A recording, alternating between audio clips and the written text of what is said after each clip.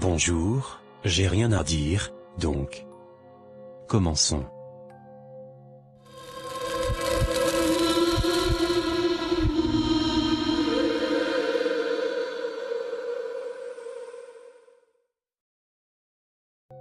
On m'avait diagnostiqué cette terrible maladie, lorsque j'avais 18 ans.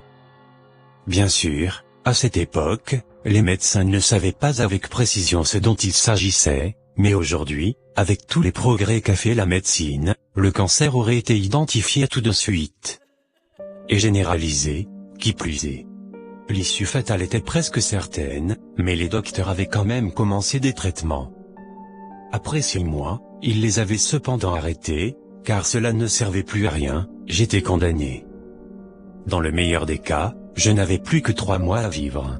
Malgré mon athéisme, j'avais ce jour-là décidé de prier de toutes mes forces, pour avoir une chance de guérir. J'avais même fini par faire un vœu dans le puits au centre du jardin de l'hôpital. Celui-ci était purement décoratif, bien sûr, mais j'étais désespéré. Un soir, j'ai même tenté de faire un pacte avec le diable, mais rien. Alors, j'étais entré dans une phase pendant laquelle j'avais décidé de ne plus avoir aucune retenue. Je m'étais mis à boire et à fumer, le tout de façon frénétique. Je passais mes nuits à me droguer. Bien sûr, j'en avais payé le prix fort. Dans mon état déjà si fragilisé par la maladie, les drogues m'avaient fait tenir le lit durant des semaines. Mes cheveux étaient tombés en touffes épaisses. Mon niveau d'énergie avait dégringolé.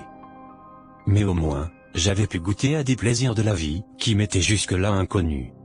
Et pour cause, j'étais complètement guéri.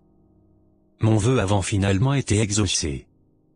Mes parents étaient incroyablement fiers, quand j'ai terminé mes études à l'université.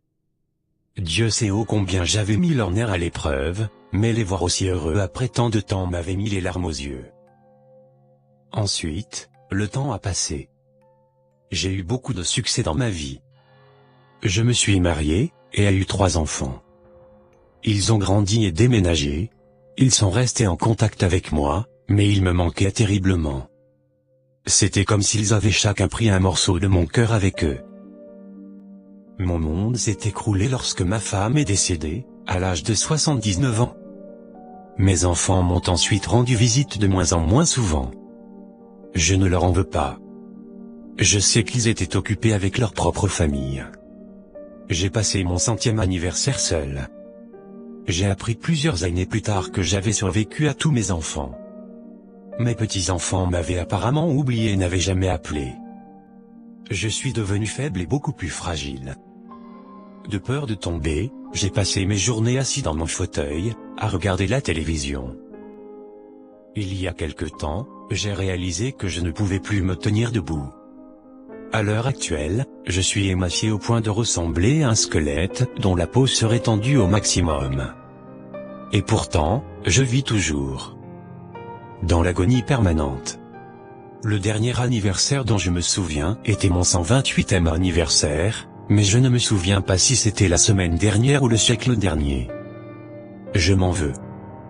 J'étais jeune, impulsif et gourmand.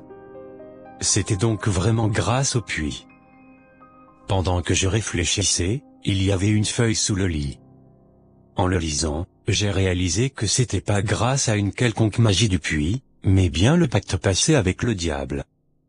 Il y avait écrit: En contrepartie, tu vivras pour toujours.